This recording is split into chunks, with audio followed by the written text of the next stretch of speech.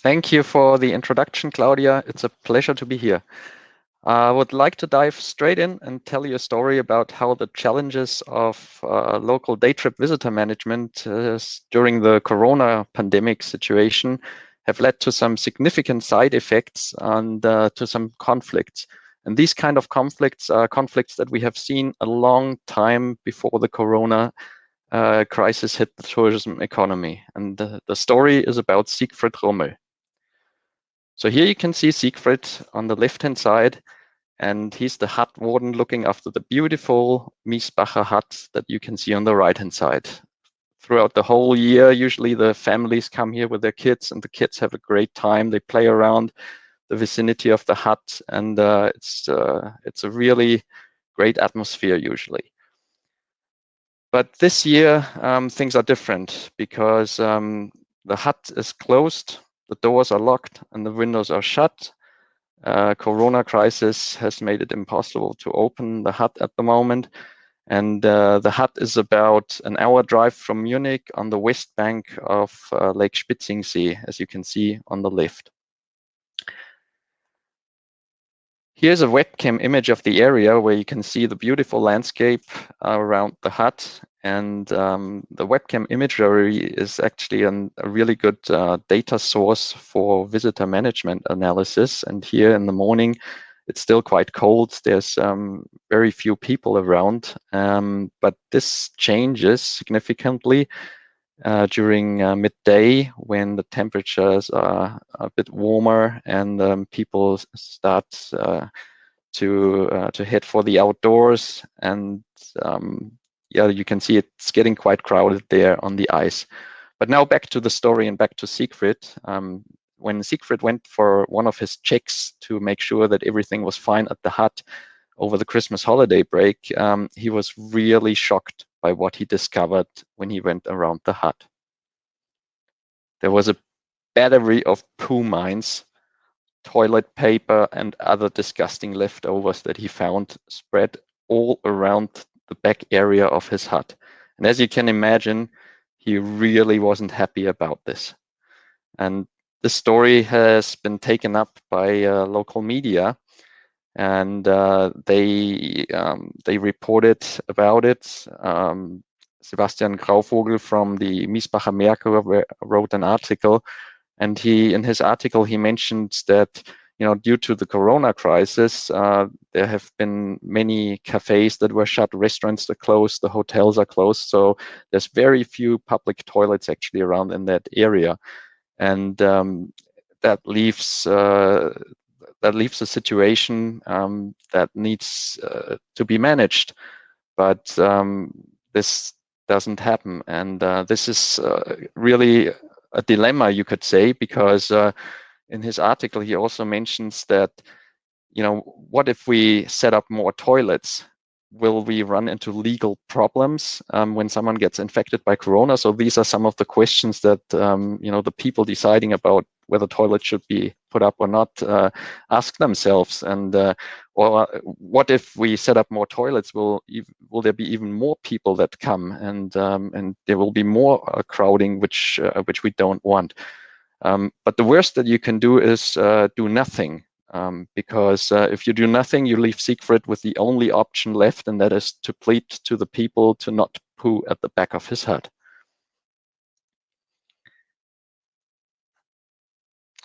And of course, this was not the only article that we came across. There were many similar stories published in articles all across the country last summer.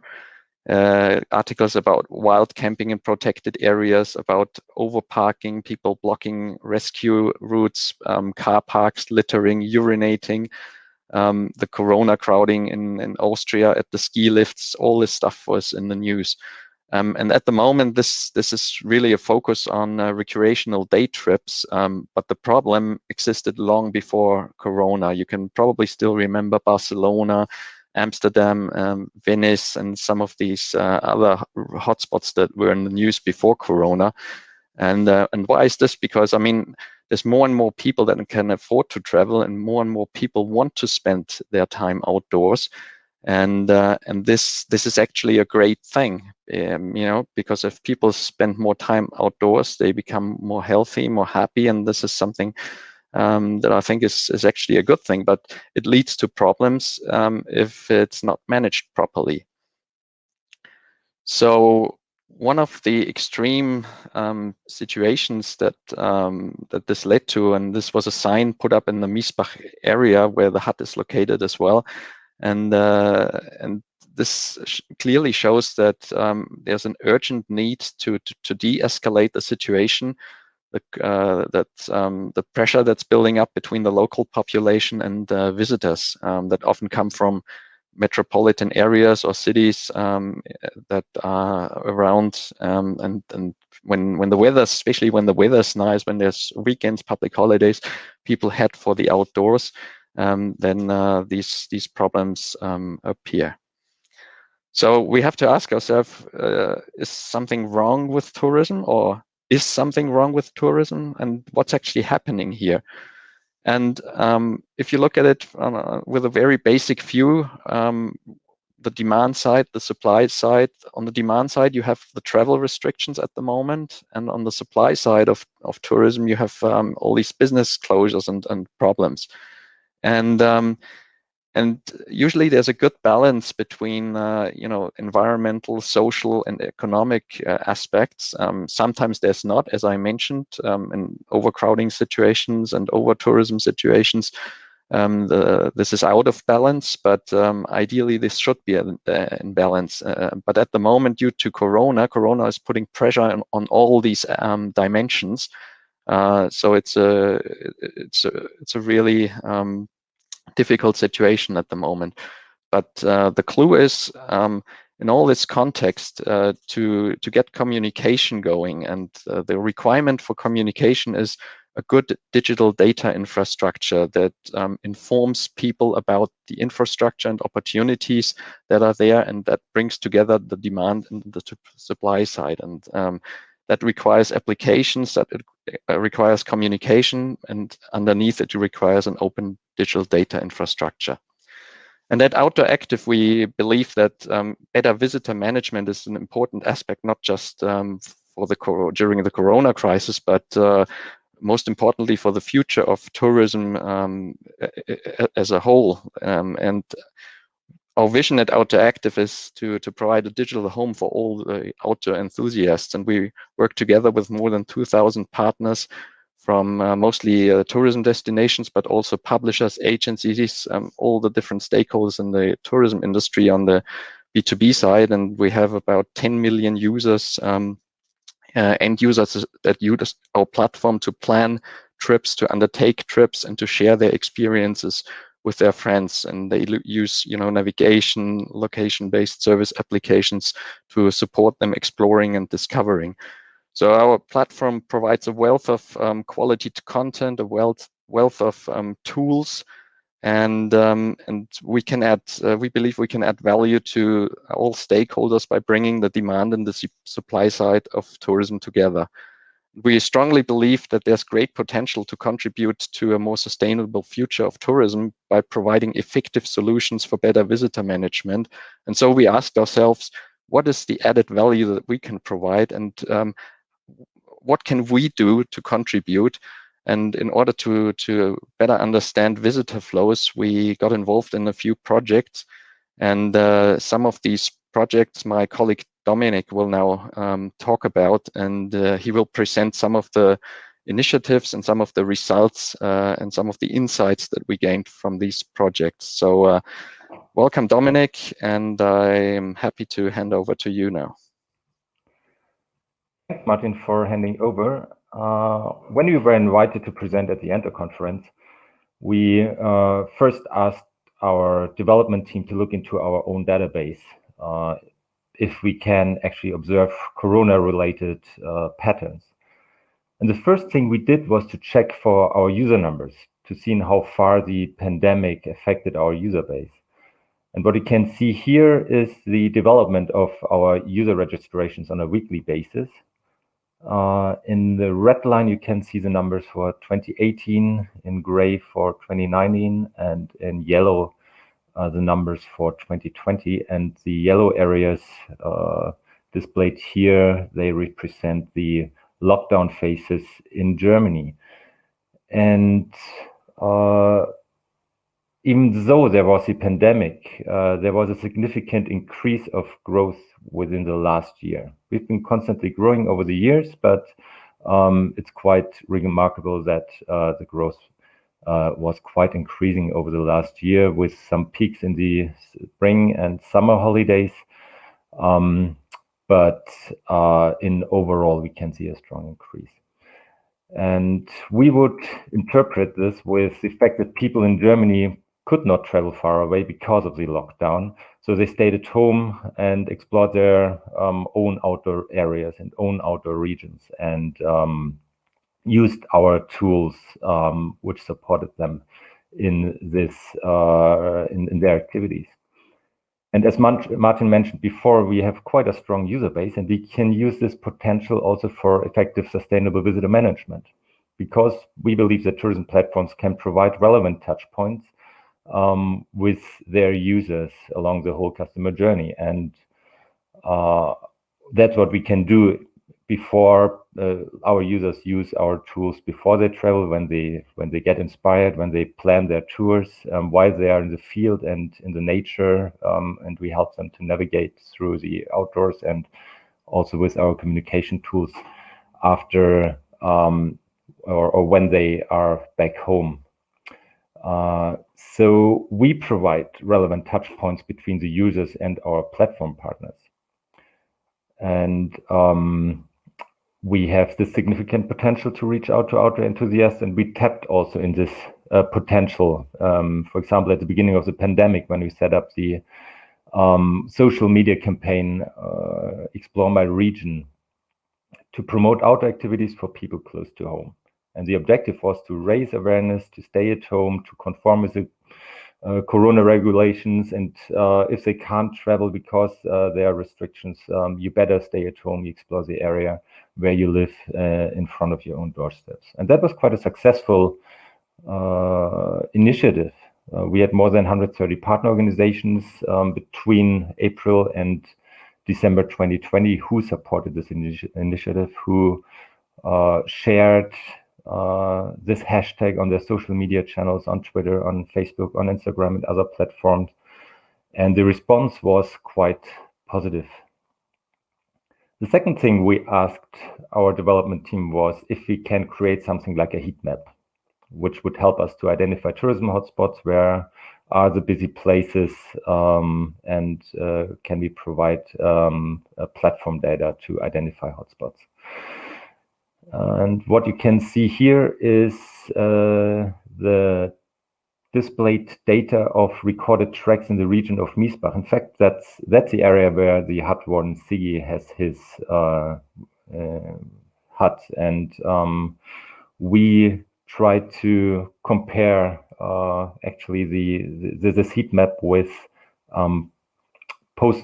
with pre-Corona times. So to have a comparison between what happened before Corona and what's happening actually during Corona. But unfortunately, we had a change of our system, so we can't really compare our data. But what that leaves us is that we have quite interesting data and very valuable data that shows where our users move around when they are in the outdoors, when they record their tracks. Or also we could use data from our platform for those situations when the users plan their trips, when they click on our maps on the map tails, when they save and download tours, and we can visualize those information on heat maps. And that's quite a good thing to have. It's quite a powerful tool that we have at hand. And what we have learned last year was that data and data infrastructures are quite important basis for visitor management and visitor flow management. And I would like to exemplify the importance of data infrastructures with a project we conducted last year, the AIR project, which is the acronym for Artificial Intelligence Recommender for Sustainable Tourism. which we conducted last year. It was a public funded project by the Federal Ministry of the Environment. And the program was about applying AI technology to create ecological impact. And the objective of our research consortium was to conceptualize an AI-based recommender system for sustainable tourism. And the partners were basically research partners and destination partners all across Germany, with the NIT, with Dirk Schmücker, with colleagues from the FH Westküste, the University of Applied Sciences in Heide, and destination partners at the North Sea, in the Bavarian Alps, and in the western part of Germany. And all those destination partners were facing heavy challenges last year, with people having day trips, especially on the weekends when they went for recreational purposes, and which resulted in quite busy places in those areas. I would like to guide you through our conceptual model that we developed in the course of this project, which is based on lots of comments, conversations, discussions, and workshops with our project partners. And I would like to start with the objective, which you can see on the bottom of the of this model. So the objective was to induce sustainable travel behavior by managing tourism hotspots and visitor flows. And what we need for that, we need first to identify where are actually the hotspots. And we can try that in real time. So we need the georeference capacity utilization data. We also can try to model that based on machine learning technology. For that, we need contextual data such as weather, weekends, weekdays, holidays, which are important parameters for predicting those hotspots. And of course, it's not enough just to identify where are too many people and leave them with that information. We also need to recommend something else. What can they do instead of going to a predicted busy place? So we need also data on alternatives, sustainable offers, or alternative times. If they know there's a crowded place, they either get recommendations for different times, or they get recommendations for different offers, such as POIs, activities, events, and so forth. And we also included recommendations for sustainable alternative routing.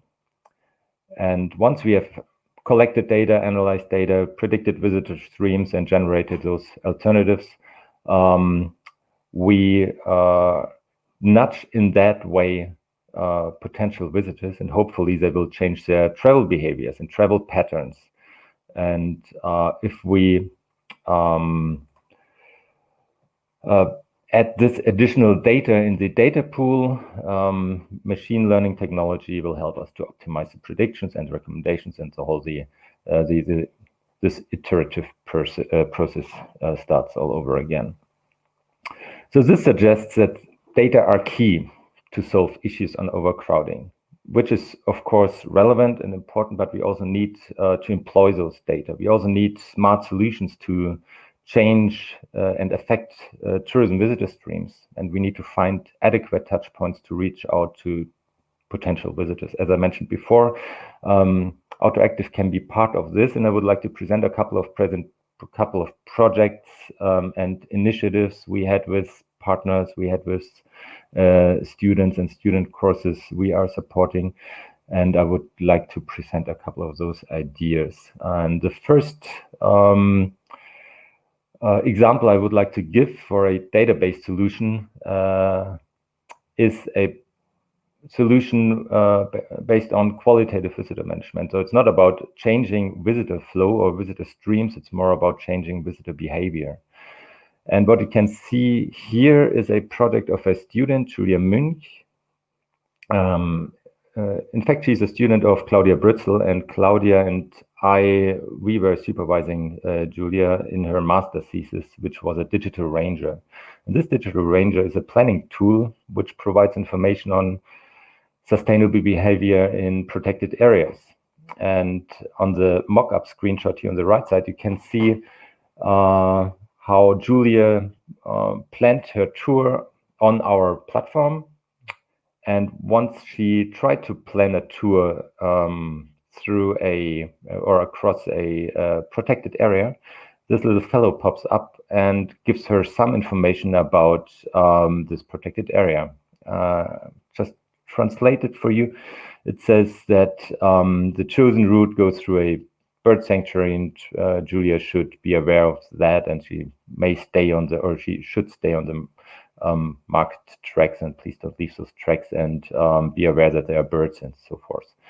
It also gives 2 click options. The first one, why is it important? And the second one is how do I behave in the correct way? And that's a very smart solution, I think. So she did a great job when she developed this concept, but we also need the data which are relevant to implement this digital ranger. And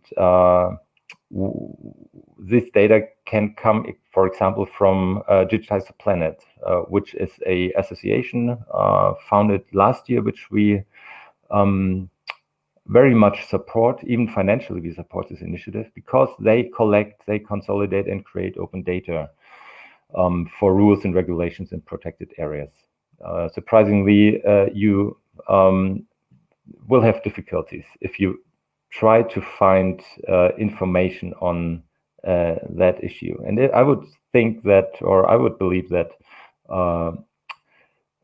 people would in general, they would like to stick to the rules if they would know about the rules. And that's why this information are so important.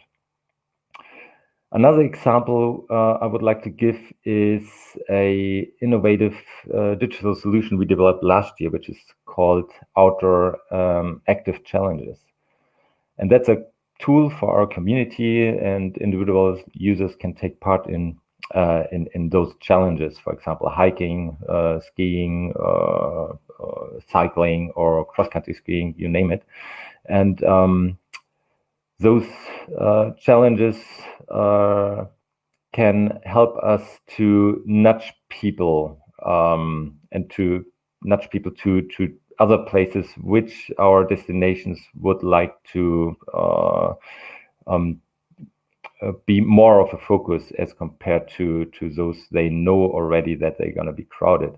And those challenges could be used to promote those less crowded places, either at different times, at different areas, or at different activities. And just to complete this example, the participants can earn badges and prizes and lots of proud if they score well on the leaderboard. And I believe that this solution can be quite an effective tool for tourism destinations to sponsor those challenges and to design those challenges in a way that helps them to influence visitor streams.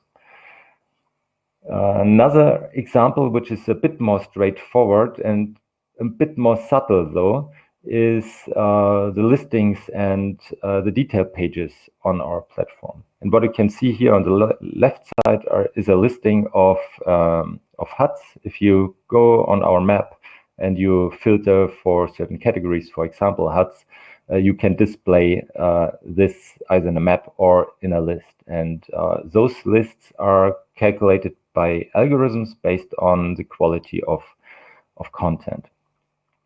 And we may change that algorithm in a way that content is displayed based on the capacity utilization and not on quality of content. And in this way, we can easily provide information in a more prominent space. And that may help to influence visitor streams. And we also can use our detail pages with some additional information. For example, the capacity utilization, as you can see here with the red dot on the right image, on the right screenshot, which says there's a high capacity utilization. And with this information, the user can decide himself if they want to go to a busy place or if they want to go somewhere else whatever they would like to do to have a better visitor experience. And the last example, which is actually one of my favorite projects of the last year, is a tool which addresses visitor management in a sustainable way. And it is about collecting stones. And we work together with the Hochschule Kempten and our colleague Guido Sommer, Professor Guido Sommer, and the students. And one of the student groups, they developed this pitch video, which tells us how we can use AR to nudge people in a way that eases and equalizes visitor streams. And I would like to ask Martin to play this video, and let's see what our students did. Many destinations and the visitors know this phenomenon: over-tourism. Our solution to manage visitors? Stones. But how and why can stones solve this problem? On the Outdooractive maps, virtual stones will be placed on less frequently used hiking trails. Users are nudged to these trails by collecting the virtual stones in a playful way. Overcrowding is reduced and visitors are better spread over the area.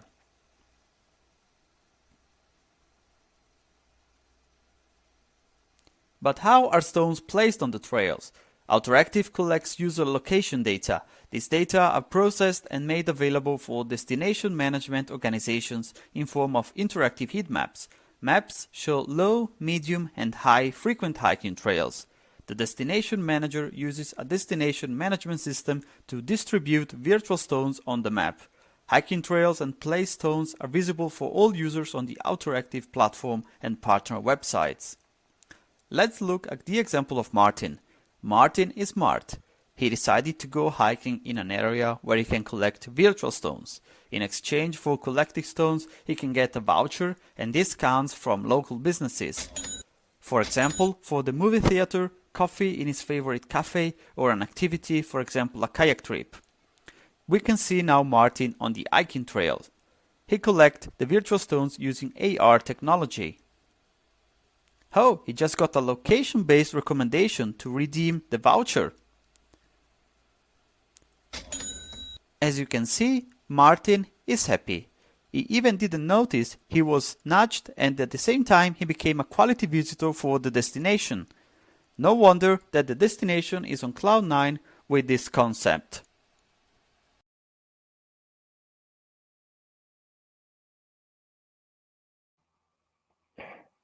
So I would like to hand over to Martin now. Yes. So the more popular destinations, Tegernsee, Schliersee, Spitzingsee, which is something where also the Miesbacher Hut from the example from the start is located in, and there's less popular destinations, and the approach from the students could be used to spread out people towards the long tail. Now in practice, in our day-to-day work, we have encountered a lot of challenges. First of all, there's often vision missing of what visitor management should achieve in the end, common goals. We have the guest behavior black box. We don't know whether people want to be guided or not. We have sometimes little understanding about this. There are the ethical dimensions. This is something about whether you're to what degree you should or should not get involved and manage visitor flows, because it always has effects, of course. But there's a lack of convenient access to data, which is quite a significant challenge, and also the digital transformation and the level of skills that exists is sometimes not yet quite there. So it's also about training people, coaching people with digital technologies and tools. And in a panel analysis run by the German Competence Center for Tourism, some people were asked about the most important reasons for visitor management and nature protection, managing the capacity utilizations, and the satisfaction of local residents were mentioned there. Health protection, this is the corona situation again here. So these are the most important reasons why visitor management solutions should be applied. And asked about where do you see the greatest catch-up need.